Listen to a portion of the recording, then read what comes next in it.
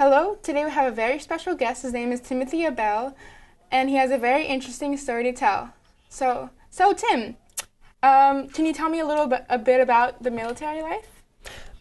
Well, yes, I can, Leila. I always, let me back up a little bit about from my time going into the military, but when I was a kid, I loved everything military. I mean, from G.I. Joes to military movies to reading books and histories and biographies of great leaders and generals throughout our history. And I'd read a book by a guy named Robin Moore. Wow. And Robin Moore wrote a book about the Green Berets, and it was called The Green Berets.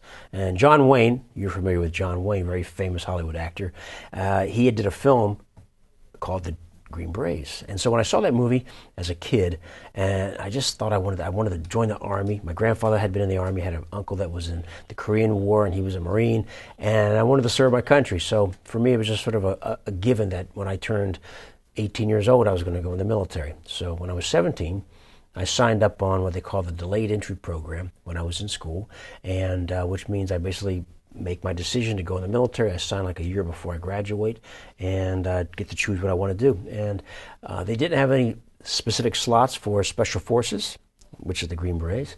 All they had were slots for being an Army Ranger. And I wasn't real sure what that was, but once I read up about what it meant to be a Ranger, and we have now the 75th Ranger Regiment, the guys that have a very high-tempo job today and do some amazing things on the global war on terror. That's what I chose to do. So I went into the military to become a Ranger, and I got assigned to the 2nd 75th Ranger Battalion in Fort Lewis, Washington. We talked about this earlier. Yes.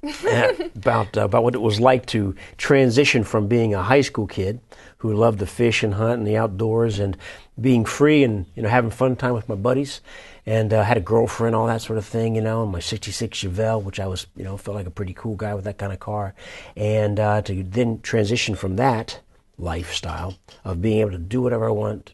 I still had parameters. I had a pretty strict dad. I had my chores and I had a job, all those types of things. But being a civilian, you can do whatever you want. And then going into the military, into the Army, and going into basic training, I kind of had hair about like I do now. Wow. No beard, couldn't grow a beard for a long time, but I had They shave your head. Well, yeah, you walk completely? in there and it's just like the movies. Oh my You sit down in the chair and you boom, they get that razor to and shave your head. And next thing you know, everybody looks like everybody. Everybody's wearing the same green outfit. Everybody has to say the same, yes, sir, no, sir, yes, sergeant, no, sergeant. You're up at the same hour in the morning, at like 4:30 in the morning. And I mean, they have huge bays where everybody sleeps. There's no privacy. And even in the latrines where everybody goes to shower in a bathroom, it's just like one big giant bay where there's no stalls, there's nothing. It's like one giant place for a shower, just like a big gym, but then there's just no privacy. But you have to start to learn what they're doing is tearing you down from being a civilian and always thinking about just me and myself and what's good for me and what can I do for me. I'm hungry now and I want this now. It's to then work together as a team, as a unit, and so that you as a squad or as a platoon or as a company of young soldiers start to think of not just about me, but it's about the collective, about all of us, and what's our mission. So you go from being a civilian to being in the military. For me, there was a whole different mission and purpose in life. And I really liked it, though. It's like being on a sports team in a lot of ways. But it's just that the extracurricular activities aren't there. You live and breathe the Army. And so for me, I thought it was just a great transition for me. I love that, how I just sort of really gravitated to that. The push-ups, it'd be like right here. If whatever's going on, if you mess up with one little thing, you're down there doing 50 push-ups. Then you recover, then you get back up, and it's like, all right, Leila, you messed up again, back down, 50 more push-ups, and you're like, oh my God. So what does that do? It instills in you, don't mess up. I can't mess up. But so you start to get that mentality. But I love that transition. And then from that, going from like the basic training, I went to then AIT, which is at Fort Benning, which is advanced, what they call infantry training. You start to learn about being an infantry guy, that, your weapon and what it means to be an infantryman, on the ground fighting whoever the enemy might be, and then going from there to airborne school, where you start to jump out of planes and learn what that whole thing's about, and about jumping behind enemy lines, and all those things that are incorporated into that lifestyle. And then went to the Ranger Battalion, and was there for about 6 months before I got sent to Ranger School. And then Ranger School is a 63-day course that you go through in 3 phases, and you have to learn quite a bit about yourself and about your teammates. But yeah, I look at those things, and that was quite a transition in my life, and I wouldn't trade it for anything in the world. I mean, it really did shape who I would become later in life. Wow. So when you joined the military, you had to put a lot of your hobbies back home away. How did that feel for you? Well, a lot of my hobbies had to do with the outdoors. Yeah, like fishing and hunting and shooting. I loved all those things, fast cars, all those types of things. And going in the military, I got to shoot, and I was actually a very good marksman because of my growing up shooting a lot. The woodsman skills, you think about what an infantry guy does. You're out there in the outdoors trying to survive or trying to do a mission. And so I was kind of head and shoulders above a lot of guys because I had been in that environment and grown up in that environment, and I played Army as a kid. I mean, it's just, I think about that, I just feel like now I'm an adult. I'm an 18-year-old doing the same thing, but except I have a real rifle and a real mission, and I'm with real Army guys, and we're training. And so it became not a game, but I was good at what we were doing because I grew up doing those things. Kind of like the old country boy syndrome. You think about Private York from World War I. Private York was Sergeant York, I should say. Sergeant York was a very famous Medal of Honor winner from World War I. He captured a lot of Germans during a couple of skirmishes and became a national hero. And he was just an old kid from West Virginia who loved hunt and fish, and he was a great shooter and basically became a war hero because of what he had learned, and just basically putting those things that he learned about himself into practice in the Army. Wow. Okay, so how did your parents react when you tell them you wanted to be a part of the military? Well, my grandfather, part of why I wanted to go in the military was my grandfather was in World War I. Mm-hmm. He actually joined when he was 16, and he was too young, but he lied about his age. And so, he lied about his age and actually went to France and fought over in France. Go back before him, his grandfather had been in the military, but his grandfather had fought in the Civil War. He was fought for the 49th Virginia Infantry. And then I kind of looked through my lineage growing up and started to think about, wow, there's a lot of my family members who served in the military. Not every generation, but to me it became incumbent. I thought it was incumbent upon somebody in your family to serve your country. Didn't have to be everybody, didn't have to be every brother. And then my uncle was a Marine over in Korea. And then my father didn't serve, and my brother wasn't going to serve. But for me, it was like I just felt I had to. It felt like something I had to do, and it was something I was built to do. And it was something I truly loved doing, and I really excelled at it as well. Wow. Well, your point though about my mom and dad. I'm sorry, I kind of got off tangent there. But my mom and dad were split up. I grew up with my father really, and my mom really didn't have much say in it. But my dad was a very pragmatic man, and he was all about responsibility growing up in life. We had chores that we had to take care of around the house, and it was just what chores? Oh, well, from chopping wood to vacuuming and dusting and doing the laundry to cutting the grass to maintenance, building new fences at the yard, all those things. How long did that take, like, each chore? No. Well, it depended. My brother and I, we would Did you guys try. Yeah, well, we tried to, our allowance that we got from my father depended on us doing those chores. Oh. So we didn't have regular jobs until I was like 15 was when I got my first job. But to get any money at all, to have money to spend, my father would give my brother and I each $20, but we had to do, cut the grass, trim all the bushes, do the trimming around all the sidewalks. We had to vacuum the house, dust the house, not just our rooms, but the entire house. We cooked our own breakfast, lunch, and dinners, and then we also had to maintain. We had chickens too at the house too, chickens and guinea fowl, and so we had to take care of the chickens and the guinea fowl, and then we had to feed and water the dogs. We had German short-haired pointers, and then we had to take care of the dogs as well. So there was a lot of work you think about throughout the week. Yeah, it seems like a lot of work. And my father it adds up, yeah. Every Friday would do an inspection, and he wasn't in the military, but he would kind of do an inspection around the house, check to see if we vacuumed, dusted. I mean, he would be up there. What's that? That's dust, Dad. Yep. Yeah, well, you're not getting that allowance till you guys finish this job right. And so that's where I learned a lot of those things, whether it was cutting grass or doing the dusting or folding. If you didn't fold the towels a certain way, well, this is not how you fold a towel. You got to fold a towel. Yes, sir. Why were you rushing? What I learned was, a job worth doing is a job worth doing well. I don't want to do it twice. So, you do it right the first time, and you take the time. And I learned that from my father. My father was very pragmatic man, and he was believed in, being responsible, personally responsible for yourself and your actions. You did a good job, you get your allowance. If you don't, well, then you don't get your allowance. And so the chores, just depended. It could take us, my buddies are playing football or baseball, they're going off riding bikes, and we want to go, but it's like, can't go because got to do my chores. Or on the weekends, my dad worked on cars. He was a car mechanic, and it's what they call shade tree work. So on the weekends, and I just didn't want to do it, but I had to do it. I had to come help my dad. And I learned a lot of very valuable things, which I took off. Later in life, I was very happy that I did learn. Can you tell me some about those lessons? Yeah, well, some of the things I learned, though, was taking care of my own car, changing the spark plug, changing the oil, putting in new points and condensers in the older cars. Like when I had that 66 Chevelle that I had, which was a great classic old car, I could take care of it myself. And then when I drove that car across the country when I joined the Army, then I was able to, if my car broke down or had issues, I could actually fix my car. And I was like, oh. So I would call my father and go, Dad, I just want to say thank you, because I could not have fixed my car had I not learned from you, And it was sort of like one of those things where I find that things that your mom and dad might tell you now, and I think about things that my father had told me when I was a kid, that, you think they're full of it. They don't know anything. What do they know? They're some old person who just, doesn't understand what it's like to be me, to be a kid. But they were kids too. And they know a lot. So they're trying to pass on whatever information that they can to help your life to be easier, to be better than theirs. And that's what I called my dad. I remember being very happy about being able to tell him that, Pop, I really want to say thank you, because without you, there's a lot of things in life that I wouldn't have appreciated, wouldn't know how to do. And, and I just want to say what an inspiration you are and how much I appreciate and I'm grateful for what I learned from you and becoming a man. Yeah.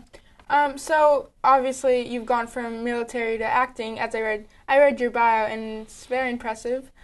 So how did being in the military help you transition into acting?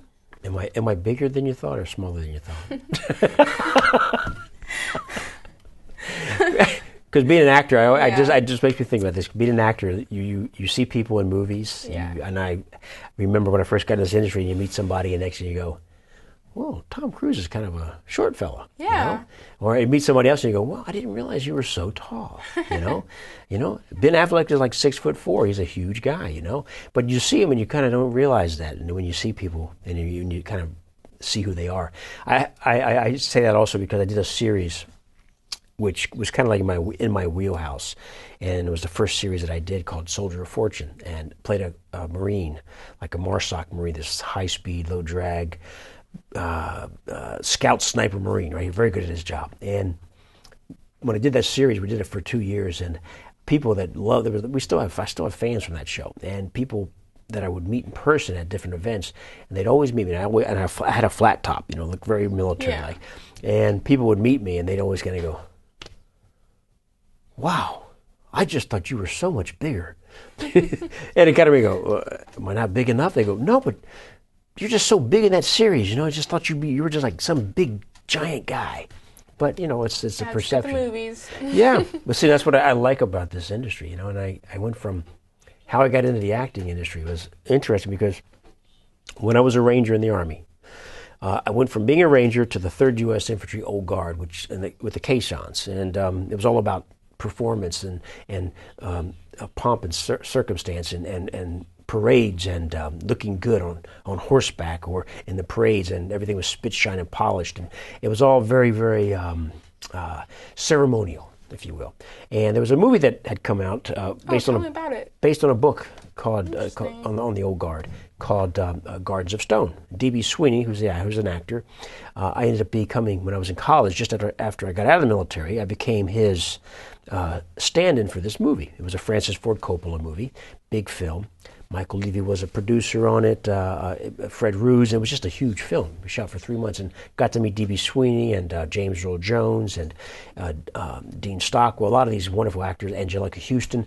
And that was kind of when I decided I want to be an actor, because I was just doing it kind of as a lark, as something fun to do, because I was off for 3 months of work, and it was a lot of money for me as a guy in college at the University of Maryland. And after that, I was like, wow, if I could be an actor, that would just be great. So I started putting all of my energies into being an actor when I was in college. Started doing plays, a lot of black box theater, a lot of experimental theater. Then from that, I had gotten some scholarships at the Arena Stage in Washington, D.C., and at the Shakespeare Theater at the Folger. Love Shakespeare. I love that whole genre. I love classical theater. And just thought it was more like, I'm just having fun while I'm finishing up going to college. This is fun, but it just started taking over more and more of my time, away from, what I thought I was going to be doing. And it just came to the point where I was like, wow, I'm doing a lot of plays, I got so many different jobs now, acting and the Washington, D.C. and Baltimore area. And I just started doing more and more of it. So I finally, it kind of hit me like going, wow, I wonder if I could do this for a living, or I wonder if I could be this, if I could follow this dream. And it was the one thing I was afraid to tell my dad, because I told you he's a very pragmatic man. He's very much about, having a job, paying your bills. And when I told him I thought about I wanted to be an actor, he was sort of like, gives me that look of like, well, how the hell do you do that? And I have no idea how you would even do that, son. I mean, I go, well, I'm kind of doing it, Pop. But it was for him, it was just sort of such a foreign idea. Here in Los Angeles, I think out here in Los Angeles, so many parents can kind of look at their kids and they understand Hollywood. But my father, being from back in Maryland and Virginia, had no idea about what that meant. You watch TV, sure, but those are different people. They're not people from Maryland and Virginia. Those are just different kinds of folks. And I remember there's a movie, and I'm sure you've seen it, Dead Poets Society with Robin Williams. And what a great film. When I saw that film, it really kind of sparked that inside of me, that carpe diem, about something in life. If it touches you and you become passionate about it, maybe that's for a reason. Can you follow that? What is your passion? My passion is acting. It's what I do. I have two, a real big passion. I say acting is one thing I just love. I love that whole creating characters. And I'm not the normal actor that just plays like the same kind of characters. I play from Russian bad guys to Ukrainian guys to Templar Knights, and I just love that transformation. What kind of movies, if I may interrupt, Sure. do you star in? Do you play in? Well, a lot of different kinds. Yeah, can you tell me about them? Yeah, sure. Well, the TV series that I did kind of got me going in this whole business. And so that character was a character named Benny Ray Riddle, a series called Soldier of Fortune. It was a Jerry Bruckheimer series. So it was a pretty well-regarded series, a very well, I'll say, publicized show. And that show ran for about 2.5 years. Was it a recent show? Or No, this was probably, 1997. Oh my gosh. But it aired, it still airs. It just started airing back over in the UK and in Europe as well. So it's kind of strange to have done a series from so long ago to get, it's probably as old as you are, to get fan mail from people that watched the show now, who just found the show. So that's kind of got me going in this industry. And from that, I got a lot of military roles. There was a movie called We Were Soldiers with Mel Gibson and Sam Elliott, and I read the book. It's based on Vietnam, and I kind of did that film, which was a great honor to be a part of that film, and because of kind of the messaging, from the book. That was Joe Galloway wrote the book, and it's just about young men giving their life for their country. And what I learned about from reading that book and having been in the military as well, but it sort of reinforces that throughout all the centuries, all the decades of our military that keeps us safe and protects our freedoms and democracy and whatnot, is that young men and women, that they don't fight for the big ideologies. They don't fight for the flag. They don't fight for the president. They don't fight for those things. They fight for the man on their left and on their right. It comes down to that simple, basic mission. I'm protecting you, and you protect me. as best we can. And that's how we'll get through this.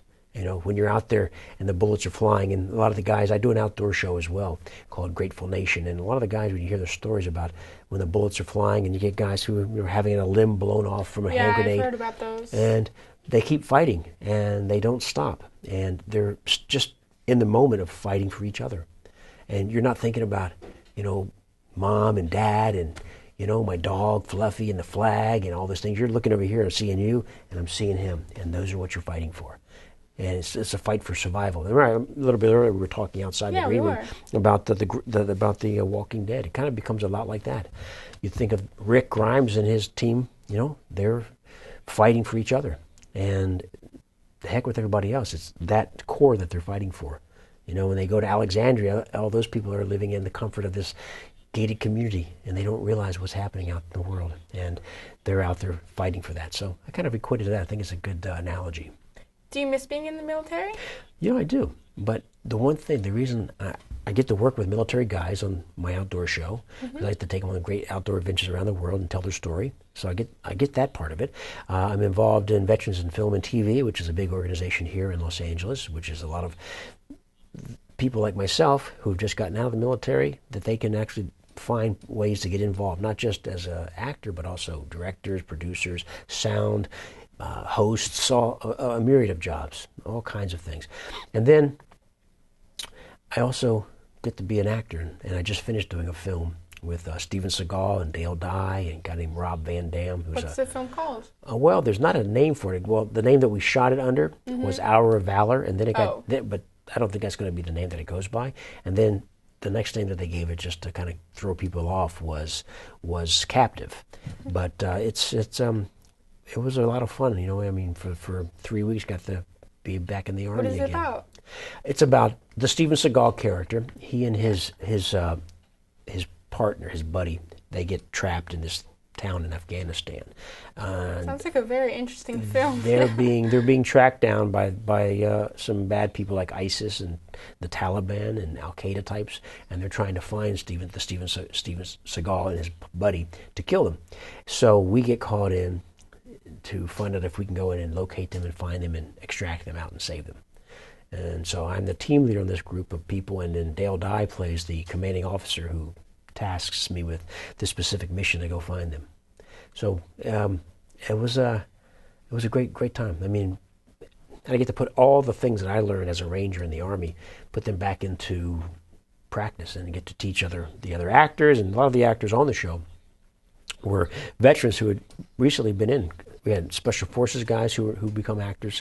We have a Navy SEAL who just had become an actor. And some of these guys are pretty good actors, and they get to take and put all those skills that they learned from combat and from training to be in combat into the film world, which makes the film just that much better. So, you know, do I miss it? Yeah, I do miss it. I loved what I did in the military, but I still get to have that taste of it here on the outside as a civilian. Compare ballroom dancing, acting, and military. Wow, it's like a Dancing with the Stars thing. So dancing, acting, and military experience. How are they alike and how are they different? Wow, I like that question. Okay, you know, the ballroom dancing experience came from my uncle, because my uncle, when he got out of the Marine Corps, he got a job at Arthur Murray's and told me, you know, I was going to college. He said, you know, if you want a job, you should go get a job at Arthur Murray's. And I go, I can't dance. And he goes, you know what? You're a handsome young man. They'll like you, and you'll learn how to dance. He goes, and I'm going to tell you this. Dancing is one of those things in life that doesn't matter. It's like an education. No one can ever take it away from you, and you will be so happy once you learn how to dance. And he looked like Fred Astaire. He reminded me of Fred Astaire. And his wife, kind of like Ginger Rogers, and they met dancing, you know, and she was one of his students, and they fell in love and they got married. But I remember as a kid seeing them dance at weddings. You'd see them waltzing around or doing foxtrots around the floor, doing cha-chas, sambas, mambas, all those different kinds of dances. And he looked kind of like, he always reminded me of like James Bond, because he had that little pencil-thin mustache, you know, like Errol Flynn type, but he was always out there and just commanded the dance floor. He just looked cool out there doing it. You know, for guys, it's always like, wow. Most guys don't want to dance because they don't think they look cool dancing. But I watch them and go, wow, my Uncle Bruce is cool. Look at him. He's out there with his tux on, just, you know, like James Bond, you know. And Such So, confidence. yeah, the confidence and the competence to be on the dance floor. Now, that's one thing that crosses over. Military and ballroom dancing, well, you have to have confidence and competence in both, and also as an actor as well. The confidence and competence that you have as a human being in whatever you do, it shows through. If you are, there's nothing I think more attractive in anybody, male, female, than being talented. Talent shines through. I look at someone like Janis Joplin. You know who she is? I mean, she was, if we think about attractiveness in terms of a human being, in terms of just that facial construction, Janis was not a very pretty woman. I mean, she was pretty rough looking. But her voice, the talent that she had, the confidence and the competence that she had in her talent shone through. And she was just such a wonderful performer. People just gravitated towards her because of her confidence and competence. And I think that's the run through line of all those things, is the confidence and competence that you command in what you do. On the dance floor, you get up there and you're dancing, and if you and I would get up and do a little tango or waltz around the floor, and moving you through and then twirling you and then dipping you down and bringing you back up, and then all those things, to whether you're in the military and you're carrying your weapon and you're out there moving around through the fields and looking up and around, and then I'll take that same thing and move it into the confidence and competence on stage or in a film. I feel, and I tell you, working with Dale Dye, I'll just say this, is that, because I just worked with him, but imagine someone who you respect quite a bit, and I do respect him, and I never met him before, and he actually rewrote all these scenes that him and I have, and I had huge monologues I had to do, had to learn this stuff.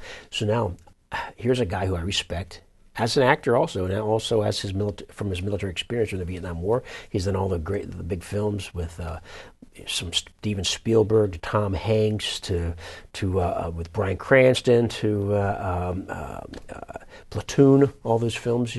And I look at those films with Oliver Stone, and here's a guy who's done a lot of work, and he's very good at what he does. And so now I have to do these scenes with him, just him and I in this tent, and I had to memorize all this stuff that Dale Dye wrote. So now I have to just say his words, having had to memorize them, and do them with him on camera. And you know what? I've been in this business for a while, but that still kind of makes you feel a little like, So think of somebody who you really respect as an actor, all right? Put her in your head. Let's just say some actress that you really, or actor, and just go, wow. And now all of a sudden, you've got to sit there across from them and work with them, and they're there supremely confident because they are who they are. That's and now cool. now you're just trying to go, I don't want to suck. I don't want him to think I can relate to that. I can't remember my damn lines. But you know what? For me, you have to kind of take a breath, and you can look at him, and he's just another actor in this scene. Even though I respect him, you know what? He's Dale Dye, but now he's a character. He's Colonel Jackson. He's no longer Dale Dye, and now I got to do this scene with him, and I know my job, and I'm damn good at my job, because I'm Sergeant Mosby, and I'm here to do this scene, and so I can look at it that way, and all of a sudden it takes away that fright that I might have with doing the scene with somebody who I respect, and kind of makes me afeared a little bit, makes me kind of go whoa, and now I can become supremely confident and competent who I am in this scene, and so. I think anytime in life when we look at people in our life that might make us feel a bit uncomfortable, make us feel intimidated, you know what? All you have to do is channel another character. That's what I love about acting. It's like Psychology 101, is that you can channel a character and become supremely confident. Because if let's just say you're a terribly bashful person, and I grew up as a very shy kid. Very shy. Too. I mean, painfully shy. I could be at the school dance, the most beautiful girl from my class who I have a crush on, for like the past 3 years, could be there going, "Tim, you want to dance?" Nah, no. Well, what are you doing this summer? I don't know. And then she goes, and she'll get up and walk away, and I'm like, God, dude, why didn't you say hi? Why didn't you say something to her? Why didn't you tell her you're going down to fish on your dad's boat? Why didn't you dance with her? Inside I got this, you're a dummy. Why didn't you do that? Well, I was too shy. I couldn't say it. I mean, she thinks I'm stupid if I start talking. All those things in my head. And now as an actor, you can kind of all of a sudden, and I learned this at the dance studio where Arthur Murray's, because I was still shy. And all of a sudden, if you can change from, let's say you're my student coming in, and I'm still painfully shy, but now I have to be like, Tim, you can't be shy. You have to be, you're teaching a class about how to do a foxtrot, okay? And you have to go, okay. So that's where acting started to really kind of pop for me. I started thinking about everything's acting. Military, I was a sergeant. I was Sergeant Abell, so I could treat everybody as Sergeant Abell. I'm Sergeant Abell teaching a class. No need to be shy because Sergeant Abell's not shy.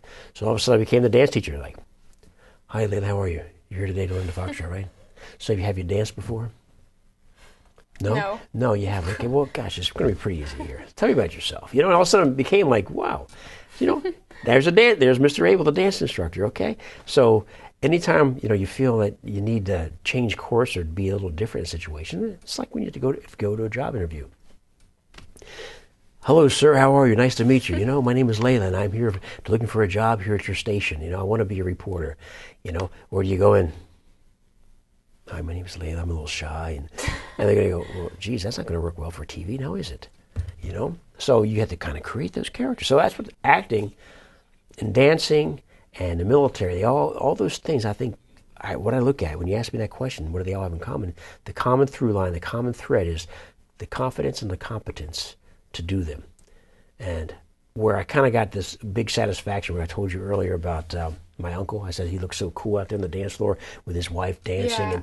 And it was a few years back, probably about 6 or 7, I don't know, maybe more, but it was a buddy of mine. He was getting married. And I'm sitting there at the wedding, back with some friends at a table, and my friend, his wife, was, and they're no longer married, but that doesn't matter, but they had, she had been a big dancer in these things called formations at Utah, at Brigham Young University. And they're big ballroom dancing things, but everybody dances in this. If it's a cha-cha, there's 20 people all doing cha-cha, and they're all doing whatever, and it changes. But she was a really wonderful dancer. Anyway, he didn't dance at all. He's just a big sports knucklehead who loves football and that kind of stuff. And she, at the wedding, she's there with her gown on, and she looked out there, and they were all making toast, and then she grabs the mic, she goes, you know what I wish? I just wish there was somebody in this audience, some man, who could take me on the dance floor and do a mean cha-cha to this song. It was a Santana song. That's what I wish. And she throws it back down.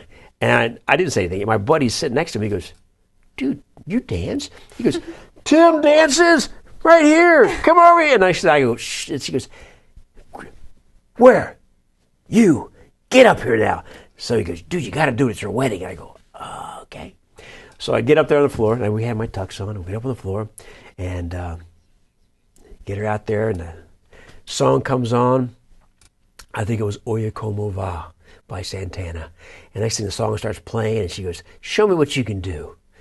And I go, next thing you know, for the rest of that song, I twirl all around the floor. She's up and down and around and down. And it was just like, boom, get done.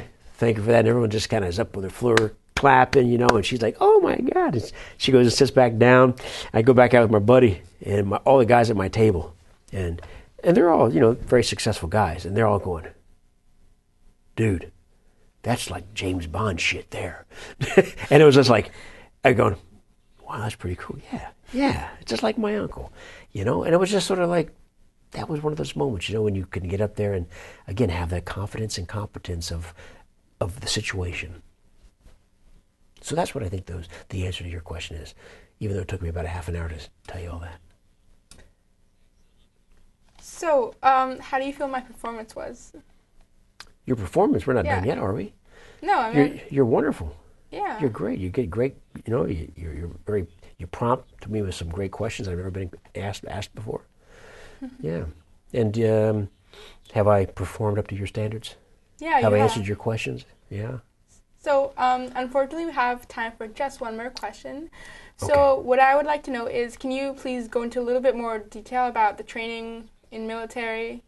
Sure. Yeah. Sure. Like, was it harsh? What they make you do? And yeah. Well, the training where it got harsh, where I think that you finally get to the point where they start to weed out, I'll just say this cliche, the men from the boys, is going in when I was at the Ranger Battalion. And when you get to the Ranger Battalion, you start to have to live by a certain code, a certain standard, and everything becomes important, what you're doing. And you, from maintaining your daily physical fitness, and also the standards if you were married, or if you had checking accounts or credit cards, driver's license, getting tickets, all those things came into play, because if you got a speeding ticket, it was subject to be kicked out. If you bounced a check, you're subject to be kicked out. Bad credit, subject to get kicked out. All these different things. If you and your wife had issues and they were not aired privately or discreetly, you could be kicked out. And then you get to go to Ranger School and have to deal with what that's like. In Ranger School is where you become Ranger qualified, and you get the little tab, with the black and gold tab that we would wear above our scroll from the 2nd Ranger Battalion. And that school itself is designed to be a very harsh school, so that they could really put people under pressure. And so you have 3 phases in those 63 days, where you get very little sleep, very little to eat. They keep you hot, they keep you cold, they keep you hungry, they keep you moving. And really, the attrition rate is quite high. So basically, you could start with a class of, let's say, 220 people, and maybe your class only graduates 38, 40 people from your original class. Some of them get recycled to another class. Some of them drop out totally. Some, get medically recycled, which they have to get better before they can start again. And but the school is designed to make you quit. And from the sleep deprivation, hunger, cold, wet, tired, all those things. Why do they do this? Because when you're in combat, when you are put into a real situation, they want people that won't quit.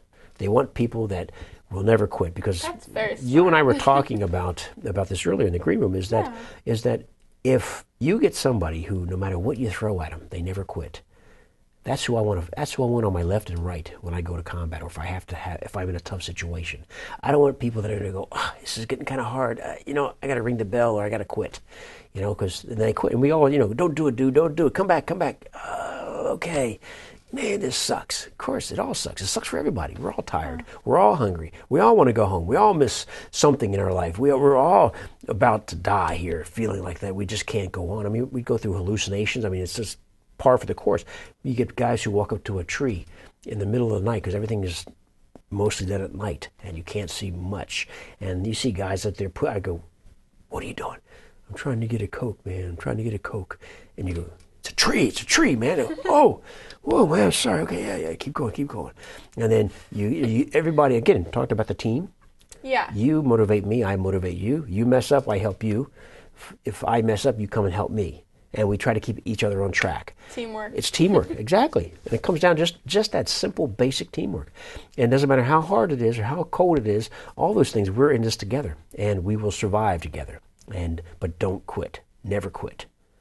And I think that's something for life to look at. If something gets hard, how many people just quit? If they take a class and they go, they in there, maybe it's their French class, and this, it's like, I'm not going to do good here because I had to do a lot of studying, and I'm just going to quit. I'm out of here. I drop the class, boom, and you're gone. Or you get into whatever it might be in life that you start off doing. I'm going to take this aerobics class, this Bikram's yoga. It's hot and it's terrible, and it's like, but I'll get in good shape. You get in there like, it's too hot. I'm sweating too much. It sucks. I quit. I'm not going to do it. And it becomes something then that we do all the time. So by not quitting, you set the example for yourself to follow for the rest of your life. Never quit. Don't quit. If you set your mind to do something, do it and complete it. And then you never have anything, you can never say, at least I did not give it my utmost. It's the whole thing, like Star Wars is getting ready to come out, right? Yeah. Star Wars fan? Yes. What did Yoda say? Try not. Do or do not. Yes. Right? There is no try. It's like me trying, we use this in acting as well. It's like, try to touch me. No, you touch me. No, try to touch me. No, you actually touch me. Don't just try to touch me. See, you actually touch me again. See, try is like, I am trying, I can't touch you. That's trying. It's either do or do not. Don't try, do. And I think about never quitting. Never quit. I have a rock at the house that I have, and like laser etch is like, never quit. And it's that one thing I think in life, and it goes back to the Walking Dead as well. Those people, they never quit. They never quit. They continue on, and other people do. They're about to be killed or whatever, and they go, oh, it's over. Like that last episode, And why? I mean, there's never quit. You never quit until it's over.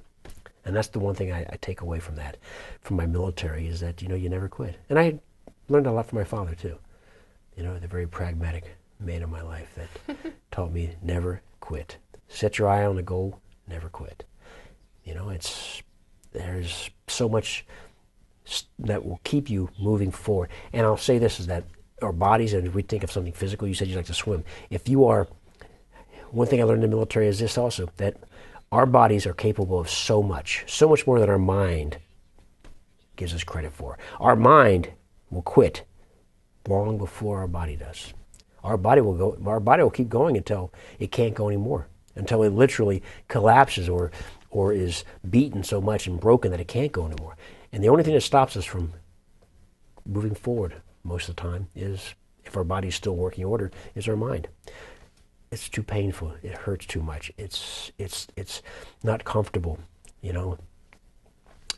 you're on a 10K run, cross country course, and everyone else is just running so fast, and they're going fast, and you finally go, screw it, I quit. I'm not gonna just. And a lot of times in the military, they would do these things where we'd be running, and they'd have a truck in front of us, and they'd have guys who've gotten on the truck, and they're up there drinking, soda pop, and they've got some pretzels and chips, and we're back there running, doing, man, that looks good. Oh, dude, get in the truck, get a donut, man. It says, oh, screw that. And I'm like going, what do I want? And for me, it became, I couldn't quit. No, I can't quit, because I couldn't live with the fact that I quit. I'll live with that for the rest of my life, that I quit something that I wanted to do, as opposed to quitting for a very quick, superficial, quick soda pop and a drink and rest. I'd rather expend myself in a worthy cause and never give up, never quit, never surrender. And I think that's important in life. All right, Tim, so it's been a fantastic time having you here, and I'll be sure to re-invite you on the show. Well, thank you. You did an awesome job. Great job. Thank you. I enjoyed being interviewed by you. Thank you. I look forward to seeing you on Entertainment Tonight one night. Yeah, I hope to be there too. You will be. Never quit. Yes. And thank you for watching. Awesome. Thank you. We're doing it one more time. Do it. Yeah. Yeah. Yeah. Yeah.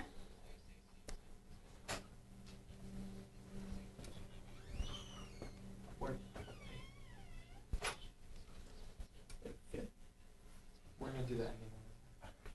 Did I just woke up from my nap? Are we ready to start the interview? We good? Okay. Are you gonna do it again? Okay.